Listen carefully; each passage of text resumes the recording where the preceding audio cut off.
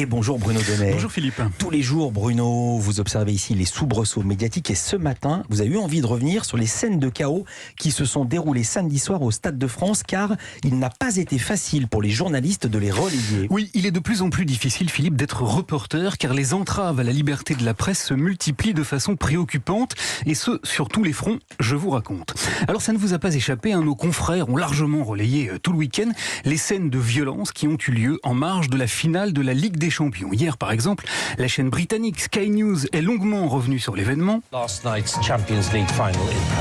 Tandis que le 20h de TF1, dès son ouverture, montrait des images de supporters frappés par la police et diffusait des témoignages édifiants. C'est pas possible. L'organisation, c'est un vrai bordel. Désolé pour les mots, mais c'est un bordel. Et ça, c'est France. C'est un embarrassment for you. Voilà, alors les répercussions sur le tourisme ont également beaucoup intéressé nos camarades de France Inter, qui ce matin, dans leur journal de 6h30, ont réussi la meilleure vanne de ce début de semaine en confiant la réalisation de leur reportage à une journaliste au nom, parfaitement adapté à l'angle qu'ils s'étaient choisi. Les images du chaos aux portes du Stade de France ont fait le tour du monde. Les visiteurs étrangers vont-ils être échaudés ? Voilà Claire Chaudière, ce que redoutent les professionnels du tourisme. Claire Chaudière échaudée, il fallait oser en effet.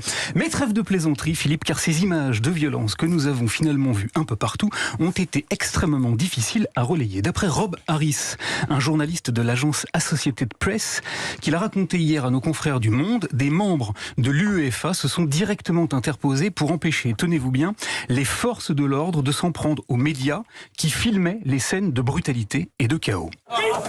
On a payé pour être ici, hey, j'ai un billet. Pire, d'après Steve Douglas, un autre caméraman d'Associated Press, les équipes de sécurité du Stade de France l'ont carrément obligé à effacer les images de supporters tabassés qu'il avait enregistrées.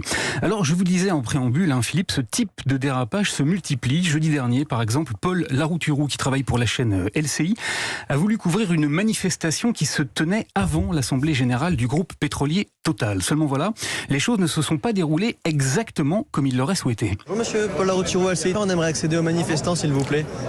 Pour LCI TF1, merci beaucoup. Maintenu par la police derrière une barrière, il s'est vu empêché d'aller interviewer les manifestants qui se trouvaient sur le trottoir d'en face. Non mais je suis désolé, on est dans l'espace public, on doit pouvoir filmer. On est arrivé il y a une demi-heure, on est dans l'espace public, on doit pouvoir filmer, il n'y a pas de raison qu'on puisse pas filmer. Il a dû parlementer avec les policiers pendant plus de 2 heures, leur rappeler la loi, mais il a eu le plus grand mal à faire son travail, tout simplement, empêché par des forces de l'ordre manifestement beaucoup trop zélées. On a des instructions, vous passez Des instructions de qui ? Normalement on est dans la rue, il y a une manifestation, on doit pouvoir la couvrir, on n'est pas d'un problème pour l'ordre public, on doit pouvoir les couvrir. Alors voilà, ce type d'incident, d'entrave au métier de journaliste se multiplie de plus en plus souvent, pas en Russie, pas en Chine ou en Corée du Nord, non, mais bien chez nous, ici en France, et c'est un problème. La France qui, en 2021, était classée par l'association Reporters sans frontières, 34e pays sur 180 pour ce qui concerne la liberté de la presse, 34e derrière la Namibie et le Ghana.